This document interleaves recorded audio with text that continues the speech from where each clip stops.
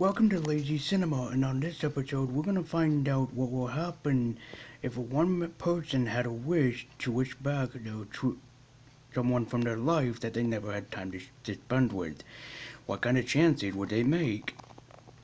And what kind of hijinks would they go on?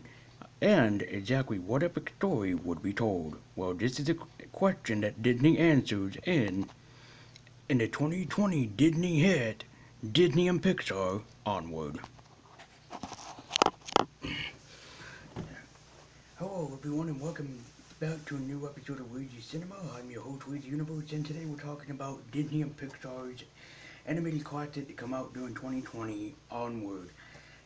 And this film is definitely a genuine, wholesome, really damn good, feel-good movie that came in from Disney within the past years. And Disney always puts out very good movies, but if you know the backstory with this one, you ought to know about the dramatic court case that Disney won suing another company that made a bootleg of Onward called Homeward. Now, this movie stars Ian, voiced by Tom Holland, and if you remember by this point, Tom Holland wasn't exactly where he is right now in the world. He was still trying to find his footing grounds portraying Spider-Man and Spider-Man Homecoming, and also, had Far From Home under his belt, as well as Captain America Civil War, as well as Avengers Infinity War and Endgame under his belt.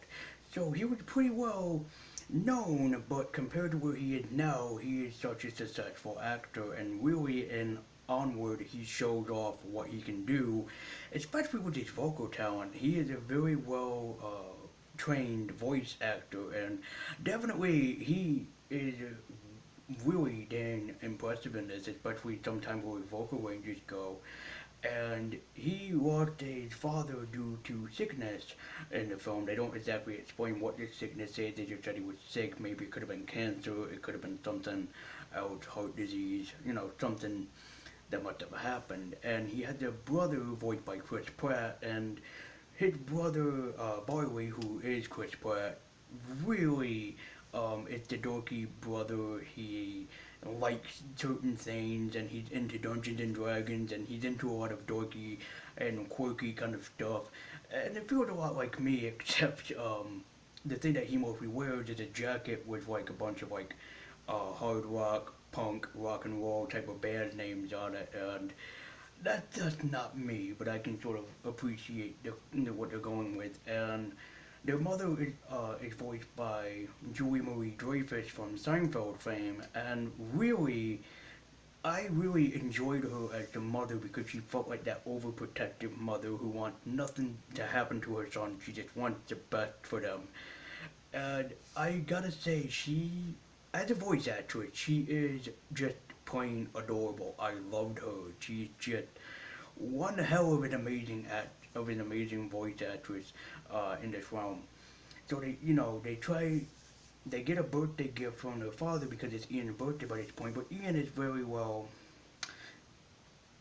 like me. He's strange. He's shy. He's not very advocate for himself, and so he and his brother get a birthday gift from their father to resurrect him, but only for one day, leading to the question of how would you spend your final day with someone that you loved, even for just one more day. And it really answers that question kind of honestly, especially with having you know the character of Wilden, who is their father, is not present in the film, but he is heard in the film, particularly through his quirky laugh.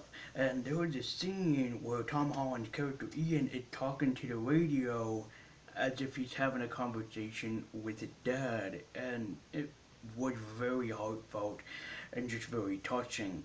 Everything gets better when they meet the Manticore, Corey, voiced by Octavia Spencer, and I did not know this was Octavia Spencer, but color me surprised when I found out. She is just an amazing actress slash voice actress. Anything that Octavia Spencer is in, she just lights up the room. She is definitely a very, good voice actress, and especially as a Manticore, she really showed off her spot. But instead of just being about, a fantasy world and everything, the writer and director of the film, Dan Shalin, really takes that approach and makes it even more different. Where it's sort of like with the real world now, where we're more associated with technology. What if these mythical creatures were as well? So you get that achievement with having them go through, like having cell phones, smartphones, the internet, a bunch of things that we have nowadays, and to see how their world changes to the 21st century just like we did as a world united. And I thought that was very interesting. But there's another backstory with this film that makes it even more touching is that the writer and director of the movie, uh, Dan Scowen, he lost his dad prior to writing this film, I believe. And it's very sad because I feel like that a lot of the dialogue and the approach is Scowen speaking through both Barley and Ian about how he would feel in this situation, and it's very well done, especially with two great talents such as Chris Pratt and Tom Holland. And speaking of them, they really paid off in being brothers. I believe that these two on screen were actual brothers. I loved it, and I believed everything that they were saying. There was even a couple of times where they got into an argument, and I believed the words that they were saying to one another. Of course, as a brother, I've had arguments myself, but these are things that even I can associate with, and especially for Barley and Ian, they have a stepfather, Chief. I forget, man. Well, he's a centaur, but Chief, I forget his name. But they have a stepfather basically come into the picture, and they are afraid of him replacing their father, who is sadly long gone. But it shows, and I think the best part is that their father, because the resurrection spell got screwed up or whatever, he is just a pair of legs. He's just a pair of legs, but even as a pair of legs, I don't know how Disney managed to accomplish it. Is that even as a pair of legs, he's very spoken, very well spoken. He's very advocate for himself. He's walked.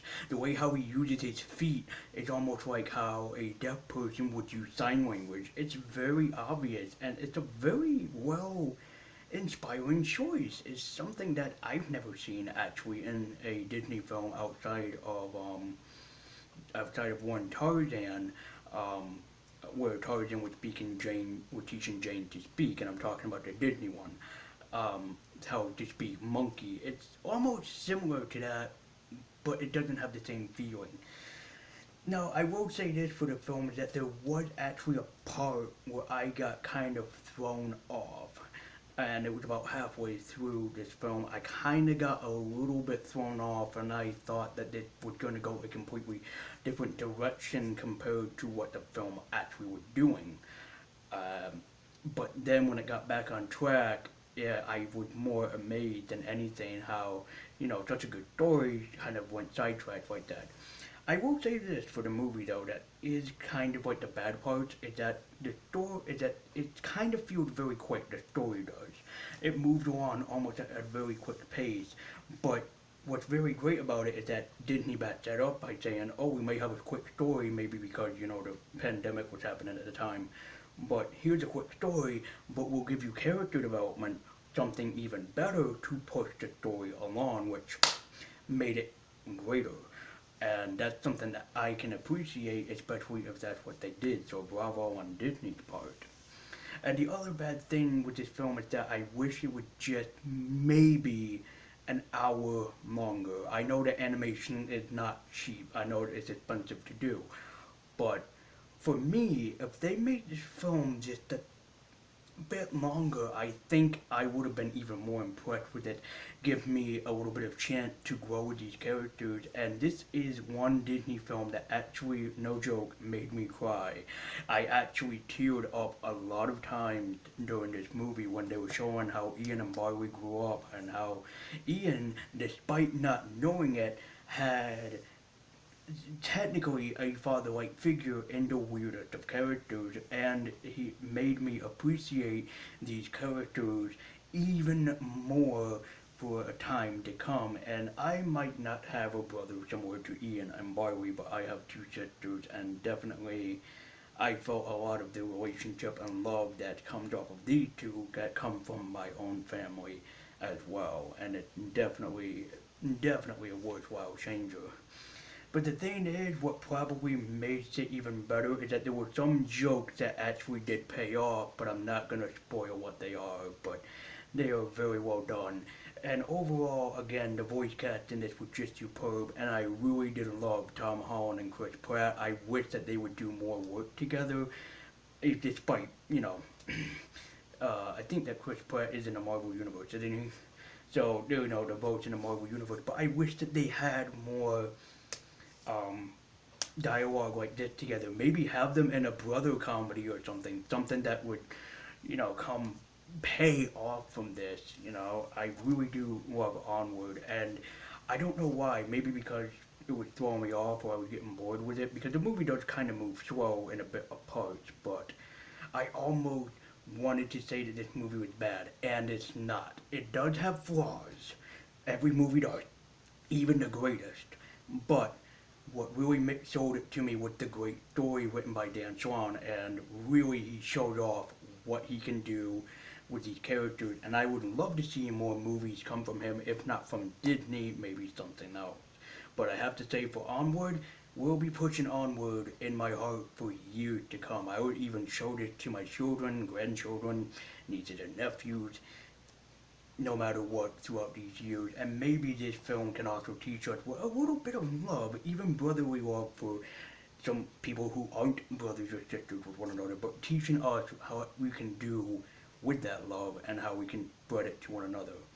So despite if you're a friend, if you're just a viewer, or if you're just a fan of the channel, just know this: I do love you the same way that Ian and Barley love each other, and we can all spread that love, especially during the times that we're going through now.